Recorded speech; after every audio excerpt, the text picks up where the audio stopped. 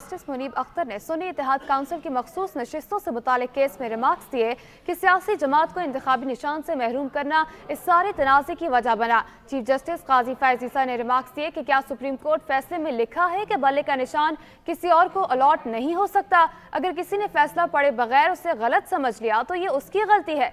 सारे मसले बेहतर तरीके से हल हो जाते अगर Tehreek Insaf intra party election करवा देती। चीफ जस्टिस की सरबराही में फुल कोर्ट ने समाअत की। चीफ जस्टिस ने इस्तफसार किया कि सुन्नी इत्तेहाद काउंसिल का पार्लिमानी लीडर कौन है। वकील ने जवाब दिया कि मेरे हिसाब से ये सवाल केस से गैर मुतलका है, इसलिए मालूम नहीं किया था। चीफ जस्टिस ने कहा कि हमें ना बताएं कि क्या मुतलका है और क्या गैर मुतलका है।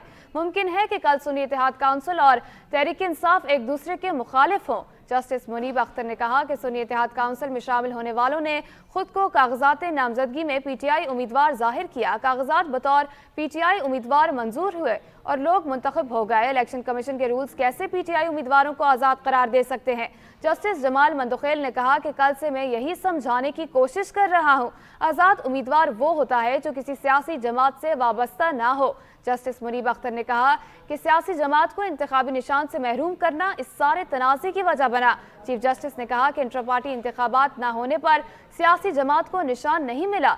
जस्टिस मुनीब अख्तर ने कहा कि इंतखाबी निशान के अलॉटमेंट से पहले सुप्रीम कोर्ट का फैसला आया था। कानूनी गलतियों की पूरी सीरीज है जिसका आगाज यहाँ से हुआ था। हर उम्मीदवार अगर बैलेट पेपर पर पीटीआई उम्मीदवार होता तो ये सुप्रीम कोर्ट फैसले की खिलाफ वर्जी होती।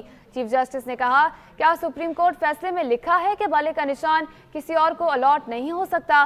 जस्टिस मोहम्मद अली मजहर ने कहा कि सुप्रीम कोर्ट में केस इंतखाबी निशान का नहीं, इंट्रा पार्टी इंतखाबात का था। अदालत ने मखसूस नशिस्तों के मामले पर कहा था कि कोई इशू हुआ तो रुजू कर सकते हैं। पीटीआई ने मखसूस नशिस्तों के लिए दरख्वास्त ही नहीं दी।